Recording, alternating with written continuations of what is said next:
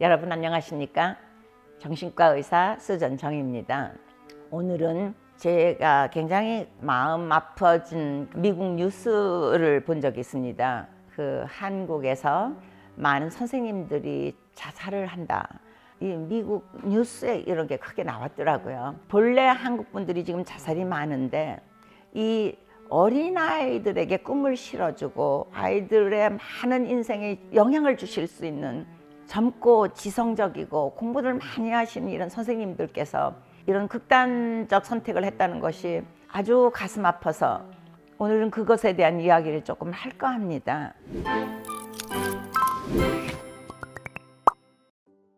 이제 우선 아이들에게 얼마나 큰 영향이 갈지가 저는 항상 걱정이 됩니다. 왜냐하면 이제 아이들이 처음에 자라면서요. 자라서부터 1살까지는 엄마가 뭐 배고프면 젖주고 척척하면 기저귀 갈아주고 내가 졸리면은 안아든지 업든지 장장가 불러주고 가지고 이렇게 채워주고 하다 보면 아이가요. 야, 이 세상은 참 살만하구나 라고 느낀답니다. 어린아이가. 그래서 이 아기들이 처음에 1년간은요. 이 세상 아니면 모든 인간에 대해서 신이 많은 트러스트하는 그런 감정이 생긴답니다.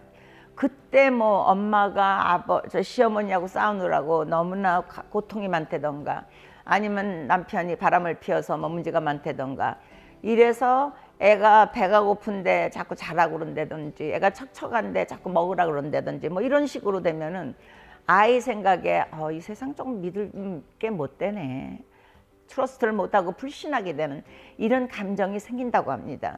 물론 이런 것들이 그때 금방 나타나는 건 아니죠. 나중에 이제 먼 훗날에 이제 나타나지만 그러고 그다음에 이제 2살 때는 이제 아이들이 이제 이렇게 걸어 나가는 거 배울 때 아닙니까? 그런데 엄마가 나가지 마 하고 불안해한다던가 그러면 아이들이 아무래도 주춤하겠죠. 그런데 이제 걸어 나갈 때 엄마가 넌 참 잘한다. 너 잘 두었네. 그럼 아이들이 이제 용기 있게 이제 인생을 개척할 수 있는 이런 정신이 들고요. 그러다가 이제 아이들이 이제 오줌 똥 싸는 거 이제 가릴 때는 이게 이제 일종의 그 근육 이게 수축하는 거 배우는 거 아닙니까? 그러면서 이때 이제 아이들이 그 감정 조절이라던가 이제 그다음에 그 자신감이라던가 이런 거 이제 배우고요. 그러다 이제 5살쯤 되면서 아이가 뭘 배우냐면은요. 가만 보니까 아빠는 뭐 내가 못하는 거 여러 가지 참 잘하시고 엄마도 뭐 맛있는 것도 만들어 주시고 엄마는 나한테 노래도 잘해 주시고 그러니까 이 엄마 아빠에 대해서 굉장히 이제 아이가 나도 저렇게 돼야지. 나도 엄마 같은 사람이 되고 싶어. 나는 우리 아빠 같은 사람이 되고 싶어. 아이덴티피케이션이라고 그러죠. 그렇게 동일화되고 싶은 이런 심정이 생깁니다. 그러면서 그때부터 아이들이 교육이 시작됩니다. 그리고 그때 이제 더 교육을 갖다 더 요즘 이제 확실하게 하는 방법은 뭐냐면 학교 가는 거죠. 학교 가서 선생님이 아이들에게 재밌는 동화도 읽어주시고 재밌는 수학도 가르쳐 주시고 아이들한테 뭐 칭찬도 해주시고 이러면서 아이들이요 거기 한박 들어갑니다. 그래서 나도 선생님 같이 될 거야. 그래서 선생님처럼 글도 잘 쓰고 선생님처럼 말도 잘하고 선생님처럼 이제 연설도 하고 이 아이덴티피케이션을 이제 시작할 때입니다. 그리고 그것이 계속됩니다. 티네이저 때까지. 그런 그 국민학교 애들의 선생님들이 지금 자살을 하신다고 생각을 해보십시다. 이 아이들이 얼마나 큰 상처를 받겠습니까? 그 상처는 이제 세상을 갖다 믿었었는데 이 세상은 믿을 수가 없네 라고 될 거 아닙니까? 그래서 우리 선생님들을 존중해 드리고 선생님들이 마음 편하시고 선생님들이 자기가 하고 싶은 걸 충분히 하실 수 있도록 하는 거는 결국 우리 2세들, 3세들, 우리 아이들, 그다음에 우리 앞으로의 민족에 큰 그 영향을 끼칠 수 있는 거라고 저는 생각이 되거든요. 대부분 이제 부모님들께서 그 선생님 잘못에 대해서 크게 이제 비평을 하신다 그러면은 이 비판을 많이 안 듣고 여태까지 공부하신 분들이 되게 선생님들일 거 아닙니까? 왜 그러냐면은 무엇을 잘하시니까 남들에게 가르치겠다고 생각을 하신 거니까. 이런 분들에게 얼마나 큰 자기의 셀프 이스팀을 갖다가 이렇게 꺾어드리는 행동이 됩니까? 이거는 상처가 몸으로 받은 것보다 훨씬 더 큰 거죠. 나 자신에 대한 가치, 그거를 완전히 손상시키는 거거든요. 그러니까 견딜 수가 없는 거죠. 물론 이제 선생님들도 그런 것을 이제 참고 어떤 점에서는 도움을 원하시고 이렇게 다른 방법을 찾으시는 게 중요하겠지만, 그러기 위해서는 사회가, 아니면은 교육기관이, 아니면 학교의 교장 선생님들이 이 도와드려야 되는데, 지금 그 도와드리는 것이 없이 벌판에서 그냥 혼자서 바람을 갖다가 맞으면서 휘청거리게 만들고 있다면은 이건 사회가 잘못하는 것이라고 저는 생각합니다. 제가 중요하게 말씀드리고 싶은 거는 아이들에 대한 것입니다. 이제 아이들이요, 한 3개월쯤만 돼도요, 그 전까지는 애들이요, 엄마가 눈에 안 보이면 웁니다. 왜 그러냐면은 그때는 아이들이요, 이 감정뇌가 있고 그 밑에 있는 브레인스템, 이제 우리가 이제 숨 쉬고 혈압 이렇게 올라가고 맥박 뛰고 온도 조절하는 것, 이것은 이제 브레인스템이라고 해서 숨골에서 하는 일이고, 그 다음에 이제 림빅 시스템, 변연계가 배고픈 거 알고 통증 알고 스트레스 리스폰스를 하는 거, 이 세 가지 기능을 하는 우리 감정뇌는 가지고 태어납니다. 그리고 아직까지는 이 전두엽이 있긴 하지만 아직은 그 일을 하는 거를 지금 못 하고 있습니다. 왜 그러냐면 태어나서부터 엄마하고 관계에서, 그 다음에 사회하고의 관계에서 뭐 이러면서 배우면서 그때부터 이제 조금씩 발달되는 게 전두엽입니다. 그래서 한 3개월까지는요, 애들이요, 엄마 없으면 그냥 왕 울어댑니다. 그러나 3개월쯤 되면은요, 엄마가 안 보이면은 이 애기들이 엄마가 마지막으로 있던 장소를 이렇게 쳐다본답니다. 거기 엄마가 지금 계시나? 그리고 약간 기다린답니다. 그러니까 뭐냐면은 전두엽이 이미 이모션 컨트롤, 감정 조절, 너 그렇게 막 울어대지 마, 조금 참아봐, 어텐션도 하는 겁니다. 엄마가 있나 없나 거기다 주의를 집중해서 보는 겁니다. 그리고 행동을 할까 말까 하는 거 자기 조절하는 거 지금 하는 거죠. 그 behavior response에 대해서 이런 것을 벌써 어느 정도를 배운 거죠. 그래서 executive function, 집행 기능을 하는 것을 아이가 벌써 3개월에서 아닌 게 어느 정도 배운 겁니다. 그래서 이 브레인이 그만큼 성숙해지는 거죠. 아이가 젖 먹고 자고, 자는 것이 굉장히 중요하죠. 한 18시간 자지 않습니까? 그래서 두뇌가 막 성장하죠. 그때 머추어됩니다. 성장하고. 그럴 때 이 아이들이 이제 이런 것들을 배우는 겁니다. 그래서 이런 것이 충분히 된 아이들은 학교에 와서 선생님이 이제 다들 조용히 앉아가지고 우리 이제부터는 노트 쓰자. 그럼 이제 그때 워킹 메모리 생각해가지고 노트 피고 연필 꺼내고 쓰는 거 시작하고, 그리고 옆에 있는 아이가 나한테 소근소근 말을 해도 컨트롤해서 이건 대답 안 하고, 이런 것들을 배우는 것이 집행 능력입니다. 그런데 어떤 아이들은 그 부모님께서 뭐 너무 야단을 많이 치셨다던가, 또는 육체적으로 때렸다던가, 아니면은 아버지가 엄마를 때리는 장면을 계속 아이가 봄으로써 이게 굉장히 심한 이게 심리적인 학대입니다. 이런 경험을 한 아이들은요, 이 집행기능 그 능력이 생기질 않습니다. 그리고 두뇌가 이게 정상적으로 발달이 안 됩니다. 그래서 이런 아이들이 학교에 오면은요, 여러분 노트 꺼내서 같이 씁시다 그러면은 리스폰스가 이렇게 돼야 되는데 이제 그때까지 안 하고, 아니면 옆에 있는 아이하고 이야기를 한다던가, 옆에 있는 아이를 친다던가, 이런 식으로 집행 능력에 문제가 있는 애들이 오면은 학교에서 선생님이 참 힘드십니다.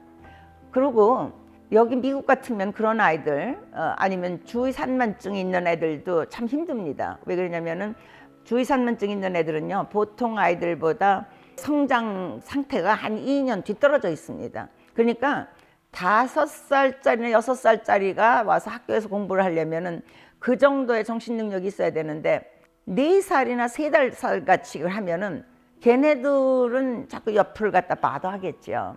그래서 여기서는, 미국에서는 이런 아이들은 보조교사가 와서 도와준다던가, 아니면 하다못해 학급에 부모님 중 한 분이 발런티어를 하셔가지고 이런 아이들을 좀 옆에서 이렇게 컨트롤 해주면은요. 선생님은 아이들 그냥 계속 24명, 25명이 있다면은 데리고 수업을 같이 할 수가 있습니다. 그리고 이 아이도 그 옆에서 보면서 어느 정도는 이제 따라 하겠죠. 그런데 그런 게 하나도 한국에서는 없으면서 이 선생님이 그걸 다 조절을 하려고 하면요. 이제 그 선생님이 할 수 있는 것은 어느 정도 제한이 돼 있죠. 그러니까 아이들의 행동을 조절하는 데는 가장 중요한 것이 행동요법 아닙니까? 좋은 행동을 할 때는 칭찬해주고 나쁜 행동을 할 때는 벌 주는 거죠. 그러니까 어떻게 보면은 이게 당근과 채찍 아닙니까? 그래서 이때 당근 대신에 채찍을 사용했을 때 이 아이가 그거를 뭐 부모님한테 어떻게 이제 보고를 했다 그러면은 이 부모님이 듣는 거는 당근 소리는 하나도 안 듣고 채찍 얘기만 듣겠죠. 자기 아이의 집행 기능 능력에 문제가 있는 것을 이 부모님들은 되게 다 모를 수가 있습니다. 왜냐하면 아이들이요, 많은 아이들이 있는 반에서는요, 이게 참 어텐션이 힘듭니다. 왜냐하면은 easily distraction 되니까요. 주의가 산만해지기 쉽죠.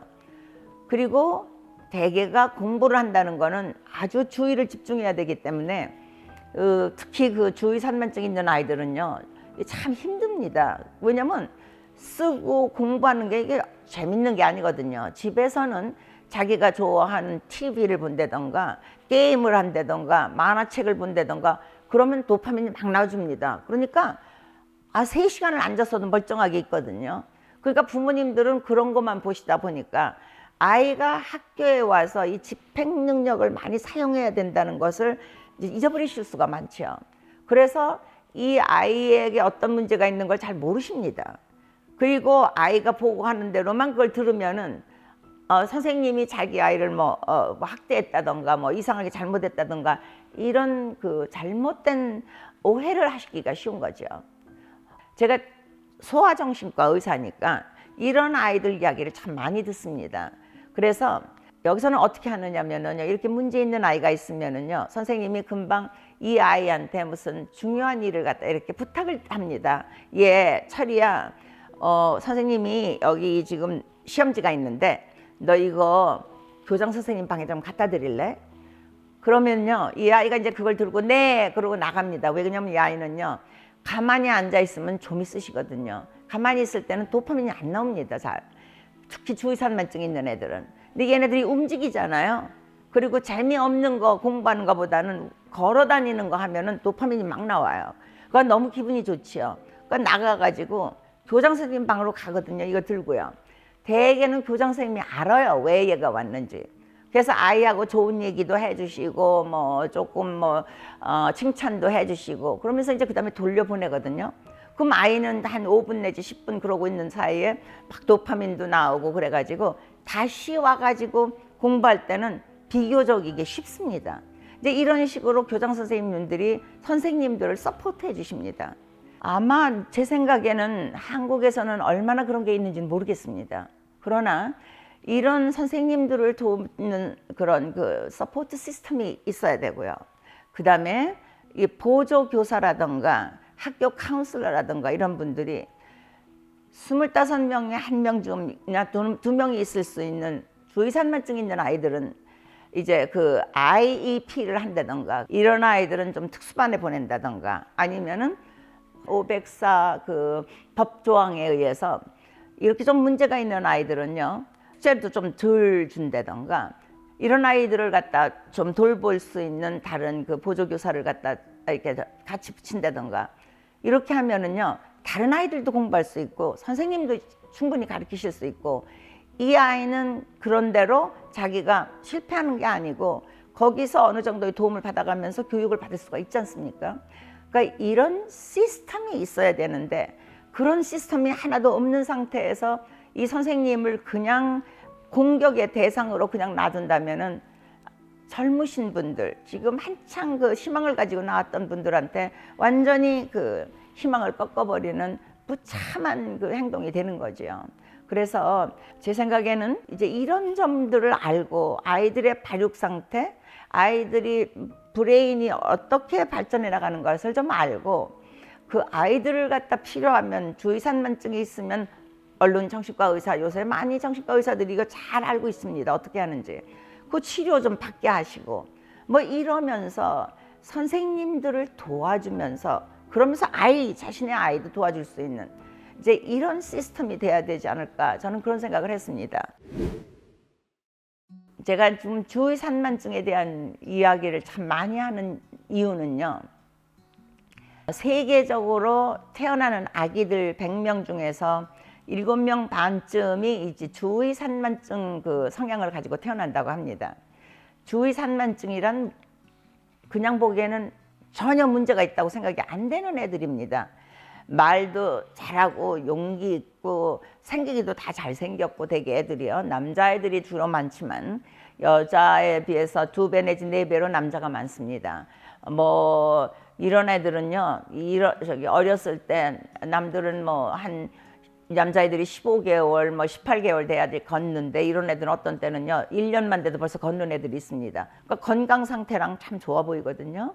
그런데 이제 이 아이들은 특징이 뭐냐면은요, 우리 두뇌의 전두엽에 일을 하기 위해서 필요한 그 화학 물질, 그러니까 그걸 뉴로트랜스미터, 신경 전파 물질이라고 그러는데, 이제 도파민이라던가 노에피네프린 같은 물질들이 나와 주어야 됩니다. 왜 그러냐면은 이 전두엽이 하는 일이 첫째는 주의 집중, 그다음에 공부, 그다음에 공부한 걸 기억, 그다음에 판단, 그다음에 계획, 그다음에 이 림빅 시스템에서 이렇게 올라오는 감정 내에서 올라오는 감정의 제압.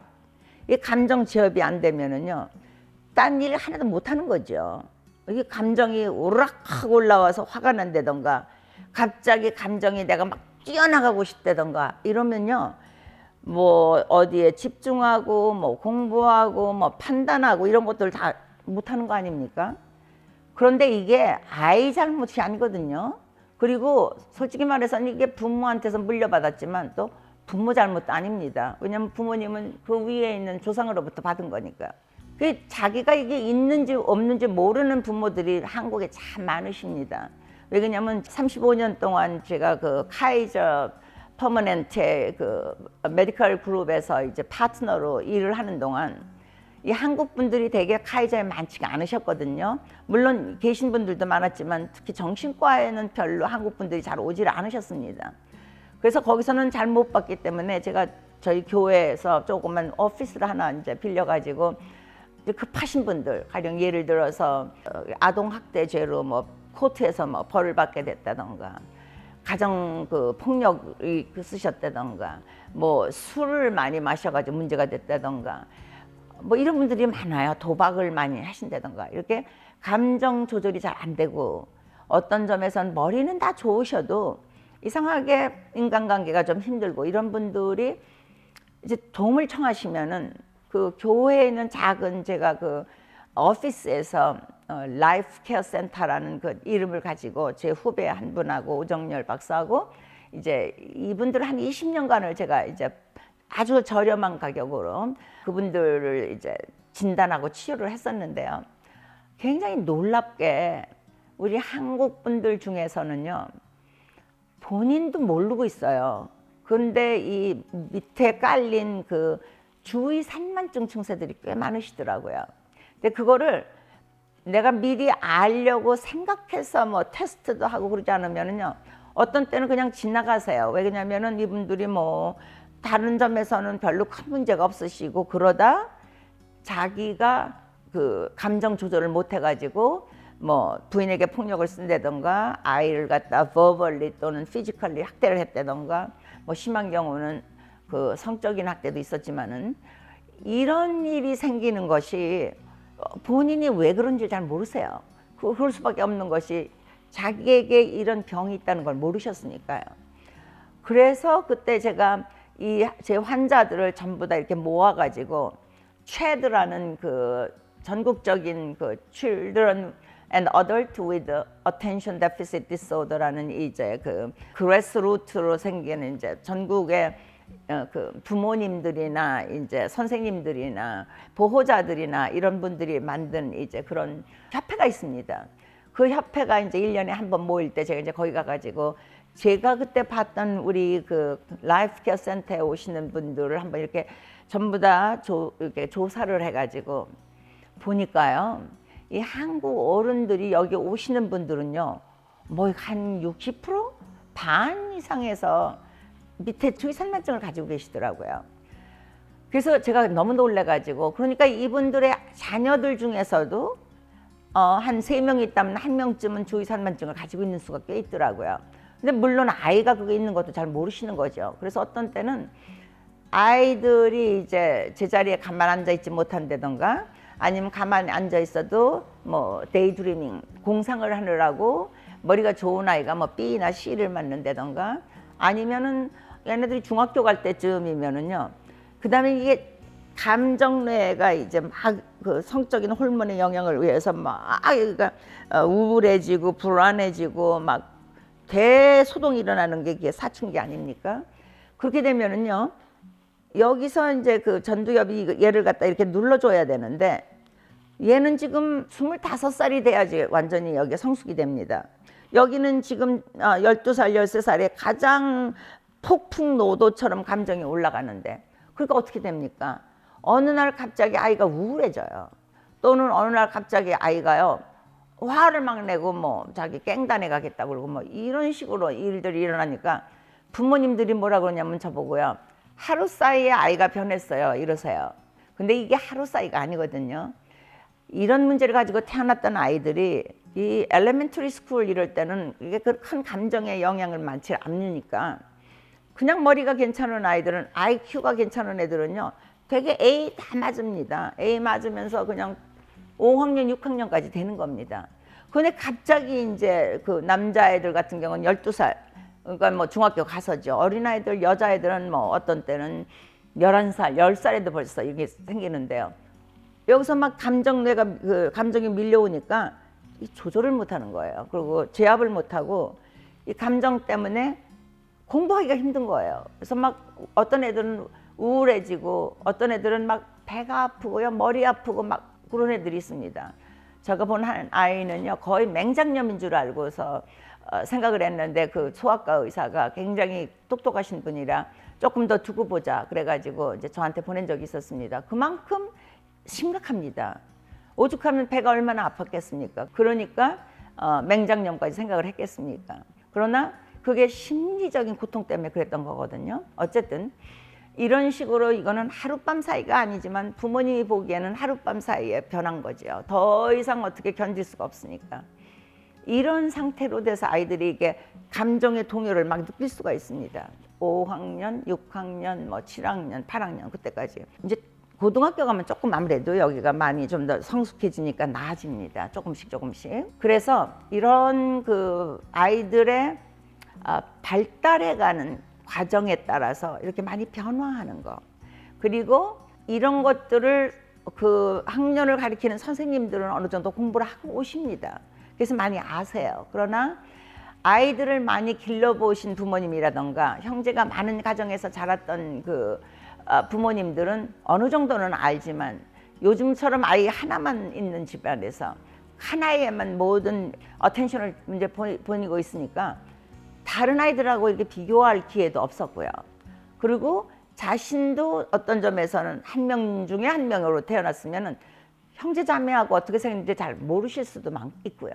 이래서 그 아이들의 그 디벨롭먼탈한 그 성장해 가는 과정 중에서 얼마나 많은 변화를 지나가는지, 그리고 그때 아이들이 인식하는 것, 아이들이 심리적으로 느끼는 것, 아이들이 육체적으로 성장해 가는 것, 겉으로 성장하는 건 보이지만 그때 아이들이 어떻게 생각을 하고 어떤 식으로 인식하는 데 영향을 주는지, 이런 것에 대해서 부모님들이 좀 더 아시고, 부모님들이 선생님들을 좀 도와주시고, 또 시간이 되시는 대로 가서 발런티어 워크도 좀 하시고, 선생님들을 도와드리는 거, 이거 굉장히 중요하다고 생각합니다. 그런 식으로 해서 이제 앞으로는 이 선생님 혼자서 모든 아이들, 집행 기능이 잘 발달이 안 된 아이들도 어떻게 하든지 잘 도와줌으로써 걔도 포지티브한 영향을 받고, 선생님도 마음 놓고 아이들을 가르칠 수 있고,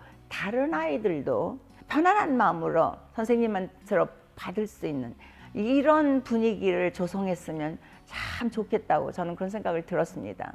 여기 미국의 주요 미디어에서 한국의 선생님들이 자살하는 것에 대해서 크게 이렇게 보도된 것을 보고 많은 것을 느껴서 여러분들과 같이 생각하고 싶었습니다.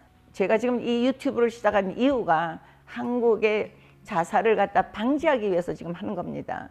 특히 이제 선생님들께서는 아이들에 대한 본인의 영향 이런 것들도 생각하시고 조금 더 도움을 받으시고 정 힘들으시면은 어느 정도 쉬시기도 하시고 이러면서 소중한 자기의 생명 지키시고 본인을 사랑하시고 본인을 존중하시고 이런 것을 계속 노력하시기를 바랍니다.